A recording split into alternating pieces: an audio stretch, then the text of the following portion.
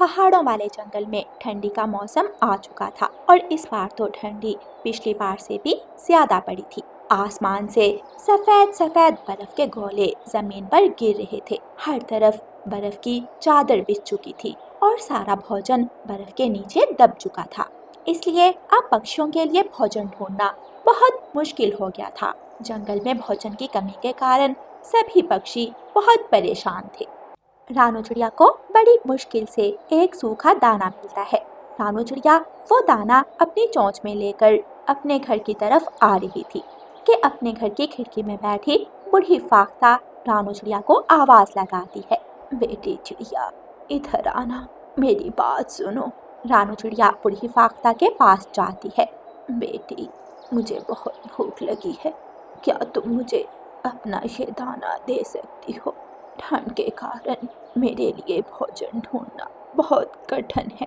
फाख्ता भी, ये ले, ये दाना आप खा ले, आपको इस दाने की मुझसे ज्यादा जरूरत है। रानू चिड़िया जल्दी से अपना दाना बूढ़ी फाख्ता को दे देती है। बूढ़ी फाख्ता दाना खा लेती है।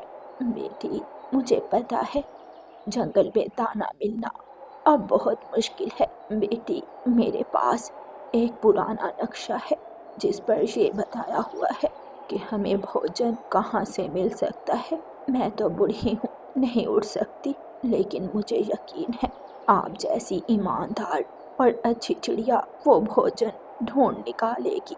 माँ जी, क्या सच में आपके पास वो नक्शा है? तो फिर आप जल्दी से मुझे वो दे दें। इस तरह हमारे जंगल के पक्षियों की परेशानी कम हो जाएगी। बूढ़ी फाख्ता उड़ती है, अपने घर जाती है, अपनी अलमारी खोलती है और उसमें से एक पुराना सा नक्शा निकाल कर ले आती है। बूढ़ी फाख्ता वो नक्शा रानू चिड़िया को दे देती है। ये लो चिड़िया बेटी, मुझे उम्मीद है आप ये काम कर सकती हो। रानू चिड़िया खुशी खुशी वो नक्शा पकड़ती है और वहाँ से जाती है। रास्ते में गोरी कभी बैठी हुई थी। रानू, रानू चिड़िया कहाँ जा रही हो? रानू चिड़िया गोरी कभी के पास जाती है और उसे सारी बात बताती है। मैं भी तुम्हारे साथ जाऊंगी रानू चिड़िया, तुम अकेली नहीं हो, हम दोनों साथ जाएंगे तो भोजन ढूंढना आसान हो जाएगा। हाँ गोरी बहन, एक से भले दो, हम दोनों मिलकर हर परेशानी का मुकाबला करेंगी और अपने जंगल के पक्षियों के लिए भोजन लाएंगी। फिर रानू चिड़िया और गोरी कभी नक्शा लेकर भोजन की खोज पर निकल पड़ती हैं। थोड़ी दूर जाकर वो दोनों एक जगह रुकती हैं। रानू चिड़िया, अब नक्शा खोल कर देखो, हमें किस तरफ जाना है। रानू चिड़िया अपने पंख से नक्शा निकालती है और उसे खोलती है। गोरी बहन, ये नक्शा हमें पश्चिम की तरफ जाने का बता रहा है। ये देखो, यहाँ पर एक लाल रंग का निशान है। तुम्हें क्या लगता है रानू, इस लाल निशान का क्या मतलब हो सकता है? लाल निशान मतलब खतरे की जगह हो सकता है गोरी बहन, यहाँ खतरा हो।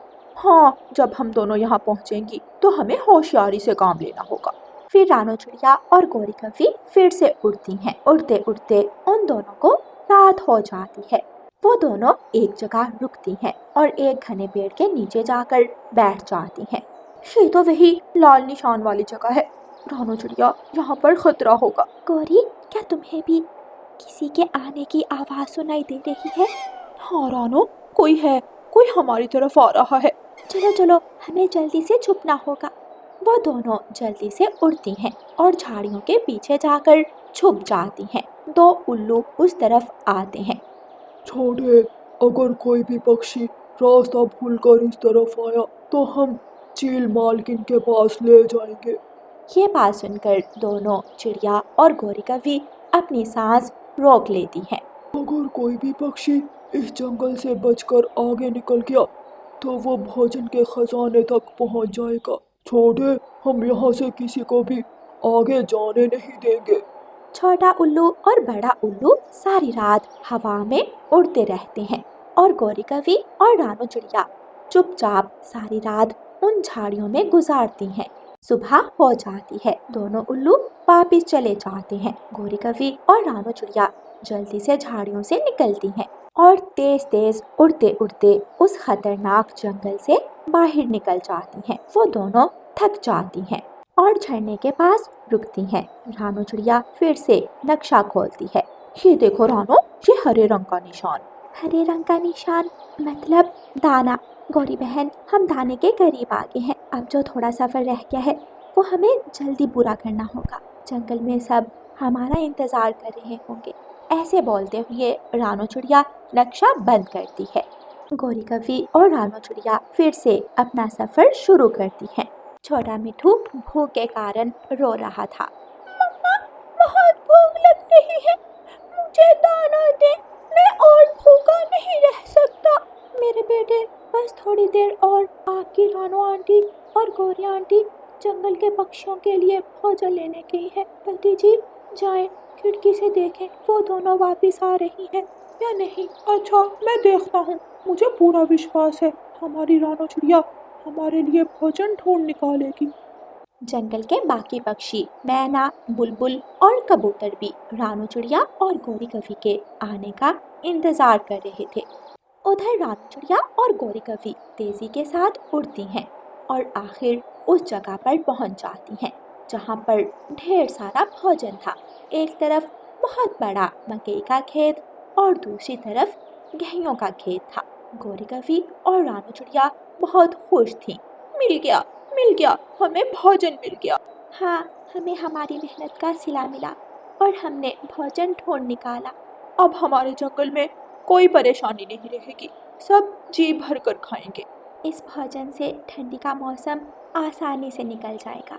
रानो चिड़िया और गौरी कवि सूखी घास लेकर बड़े बड़े थैले बनाती हैं और उनमें मकई के भुट्टे और गेहूं के दाने भरती हैं और एहतियात से उन थैलों को अपने जंगल वापस लाकर सबको भोजन बांटती हैं। जंगल के सभी पक्षी रानो चिड़िया और गौरी कवि की बहादुरी की तारीफ करते हैं और खुशी खुशी अपना ठंडी का मौसम गुजारते हैं। यार दोस्तों, इस कहानी को लाइक, अपने दोस्तों के साथ शेयर और चैनल को सब्सक्राइब करना बिल्कुल मत भूलना। आपका धन्यवाद।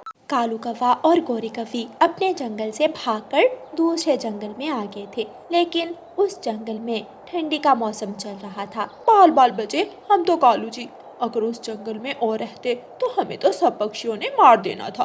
अब तो सबको वहाँ पता चल गया है कि हम ही चोर हैं। अच्छा किया जो रात में वहाँ से फरार हो गए। कालू जी, जल्दी से इस जंगल में कोई घर का इंतजाम करे। मैं और मेरा बेटा रात ठंड में नहीं गुजार सकते। जो पैसे बचे हैं उनसे जाकर घर खरीद लेते हैं। फिर कालू और गौरी कवि उस जंगल में घर बेचने वाले पक्षी के पास जाते हैं और अपने पैसों से घर खरीद लेते हैं। गौरी, जो पैसे बचे थे उनसे ये घर खरीद लिया है, अब कुछ नहीं है मेरे पास। चिंता किस बात की, इस जंगल में भी लूटने का कोई नया तरीका ढूंढ लेंगे। कालू कौवा और गौरी कवि अपने घर की खिड़की में बैठे थे। वो देखते हैं कि बुलबुल अपने बीमार बेटे को लेकर कहीं जा रही है। थोड़ी देर बाद मैना भी अपने बीमार बेटे को लेकर कहीं जा रही है। गौरी अपने घर की खिड़की से मैना को आवाज लगाती है। मैना बहन, तुम कहाँ जा रही हो? मैना वहाँ आती है। आप दोनों को पहले तो इस जंगल में नहीं देखा, क्या आप दोनों नए आए हो? हाँ, हम अभी इस जंगल में आए हैं। ठंड बहुत ज़्यादा है, इस जंगल में तो छोटे बड़े पक्षी को बुखार हो जाता है। इस जंगल से दूर एक जगह है जहाँ से जड़ी बूटी मिलती है। हम सब पक्षी वो जड़ी बूटी खाकर ठीक होते हैं। मैं वहीं जा रही हूँ। मैना ऐसा कहकर वहाँ से चली जाती है। कालू जी, लगता है इस जंगल में कोई डॉक्टर नहीं है, हम इस बात का फायदा उठा सकते हैं। हाँ गौरी, मैं भी यही सोच रहा हूँ। हम तो यहाँ नहीं आए हैं। अगर मैं यहाँ झूठा वैजी बनने का नाटक भी करूँ तो किसी को कौन सा पता चलेगा। लेकिन अगर किसी को पता चल गया तो हमें कोई छोड़ेगा नहीं। किसी को कुछ पता चलने से पहले ही हम यहाँ से भाग जाएंगे। एक बार इन पक्षियों को अच्छा खासा पागल बनाते हैं। अगले दिन कालू कौवा जंगल में एक छोटी सी झोंपड़ी बनाता है और उसे अपना हॉस्पिटल बना लेता है, जहाँ कालू कौवा नकली डॉक्टर बनकर बैठ जाता है और बाहर हॉस्पिटल का बोर्ड लगा देता है। गौरी, तुम ऐसा करो, बाहर जाकर खड़ी हो जाओ। जो भी बीमार पक्षी दिखाई दे उसे मेरे पास भेज देना। जैसे ही कालू कौवे का हॉस्पिटल खुलता है, जंगल के काफी पक्षी आकर लाइन लगा लेते हैं। कौवी बहन, क्या कालू डॉक्टर अंदर है? हाँ, जल्दी अंदर चले जाओ। तोता अंदर चला जाता है। जल्दी अपना मुंह खोलो, फिर मैं देखूं क्या मसला है। तोता अपना मुंह खोलता है। छी छी, कितनी बदबू आ रही है। डॉक्टर जी, मुझे फ्लू है, मेरे मुंह में थोड़ी ना दर्द है जो मेरा मुंह खुलवा रहे हो। अरे पागल कालू, क्या कर रहा है? अगर ऐसे ही करता रहा तो सबको मेरे डॉक्टर होने पर शक हो जाएगा। कालू कौवा तोते से कहता है। तुम चुप करो। डॉक्टर तुम हो कि मैं हूँ? मैं तुम्हें ऐसी दवा दूंगा जिसे खाते ही 2 मिनटों में तुम्हारा जुकाम ठीक हो जाएगा। कालू कौवा अपने पास से कोई दवा उठाकर तोते को दे देता है। तोता कालू डॉक्टर को दवा के पैसे देता है और दवा लेकर घर चला जाता है। तोते के बाद बुलबुल का नंबर था, इसलिए बुलबुल कालू डॉक्टर के पास आती है। कालू डॉक्टर, बहुत ठंड लग रही है और बहुत तेज बुखार भी है, मुझे ऐसी दवा दें जिससे मैं जल्दी ठीक हो जाऊं। तुम चिंता ही ना करो, मेरी दवा में बहुत असर है, तुम जल्द ही ठीक हो जाओगी। कालू कौवा बुलबुल को वैसे ही कोई दवा उठाकर दे देता है। बुलबुल पैसे देती है और अपने घर चली जाती है। रात हो जाती है। कालू कौवा पैसे लेकर घर जाता है। वाह कालू जी, एक ही दिन में इतने सारे पैसे बन गए। अभी तो काम की शुरुआत है, देखना कल भी मैं ऐसे ही पक्षियों को पागल बनाकर लूटूंगा। अगले दिन कालू डॉक्टर फिर से अपना हॉस्पिटल खोलता है। एक कबूतर अपने घायल बेटे को लेकर कालू कौवे के पास आता है। डॉक्टर जी, जल्दी से मेरे बेटे का इलाज कर दो। तुम जितने पैसे मांगोगे मैं दूंगा, लेकिन मेरे बेटे को ठीक कर दो। कबूतर के बेटे की हालत बहुत खराब थी। उसके शरीर से खून बह रहा था, लेकिन कालू कौवा तो नकली डॉक्टर था। उसे तो नहीं पता था कि नन्हे कबूतर को कैसे ठीक करना है। वो कबूतर से झूठ बोलता है। तुम चिंता ही मत करो, मैं अभी ठीक कर दूंगा, लेकिन पहले मुझे मेरी फीस चाहिए। जाओ जल्दी पहले फीस लाओ। कबूतर बेचारा भागा भागा अपने घर पैसे लेने चला जाता है। गौरी, ये कबूतर मुझे काफी अमीर लगता है, हम तो इसे अच्छा लूटेंगे। तो और क्या, इसका बेटा मरता है तो मरे, हमें तो बस पैसों से मतलब है। थोड़ी देर बाद कबूतर पैसे लेकर आ जाता है। कालू कौवा कबूतर को दिखाने के लिए गलत इंजेक्शन लगा देता है। गलत इंजेक्शन के कारण उसका बेटा तो उसी समय मर जाता है। कालू डॉक्टर, मेरा बेटा तो अब सांस भी नहीं ले रहा। ये क्या कर दिया आपने? चुप करो, मैंने कुछ नहीं किया, तुमने ही पैसे लाने में देर की है। जल्दी लाते तो मैं इसका जल्दी इलाज कर देता। झूठ मत बोलो, तुमने कुछ ऐसा किया है जिससे मेरा बेटा मर गया। ए कबूतर, चलो निकलो यहाँ से, क्या रोना धोना मचा रखा है। अब नहीं बचा तुम्हारा बेटा, इसमें हमारा क्या दोष। कबूतर रोते रोते अपने बेटे को उठाता है और वहाँ से चला जाता है। अच्छा हुआ जल्दी चला गया, वरना सबका शक हम पर ही जाना था। ये कैसी दवा दी है कालू डॉक्टर ने? मेरा तो बुखार उतरने का नाम ही नहीं ले रहा। जाकर कालू डॉक्टर से ही पूछती हूँ। रानो चिड़िया अपने घर से निकलती है। कालू जी देखें, जग्गू को कितना तेज बुखार है। दूसरे जंगल में जो हॉस्पिटल है, मैं इसे वहाँ लेकर जा रही हूँ। हाँ हाँ गौरी, जल्दी से मेरे बेटे को वहाँ ले जाओ। रानो चिड़िया वहाँ आ जाती है और उन दोनों की बातें सुन लेती है। क्यों गौरी, अपने बेटे को दूसरे जंगल क्यों लेकर जा रही हो? क्या कालू डॉक्टर अपने बेटे का इलाज नहीं करते? नहीं नहीं, करता हूँ मैं अपने बेटे का इलाज। तो फिर करो, वरना हमें तो यही लगेगा कि तुम झूठे डॉक्टर हो। कालू कौवा जल्दी से कोई इंजेक्शन उठाता है और जग्गू को लगा देता है, जिसे लगाने के बाद जग्गू की तबीयत और भी खराब हो जाती है। जंगल के बाकी पक्षी भी अपनी अपनी शिकायतें लेकर कालू के पास आ जाते हैं। ये क्या हो गया मेरे बेटे को, मेरा जग्गू। तुम चिंता मत करो गौरी, मैं अभी जग्गू को ठीक कर दूंगा।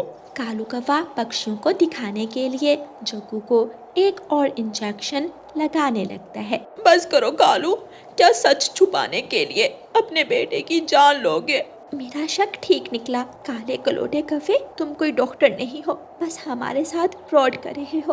अब तो हम तुम्हें छोड़ेंगे नहीं। जंगल के सब पक्षी मिलकर कालू और गौरी को खूब मारते हैं और मार मार कर उन्हें अपने जंगल से भगा देते हैं। प्यारे दोस्तों, इस कहानी को लाइक, अपने दोस्तों के साथ शेयर और चैनल को सब्सक्राइब करना बिल्कुल मत भूलना। आपका धन्यवाद।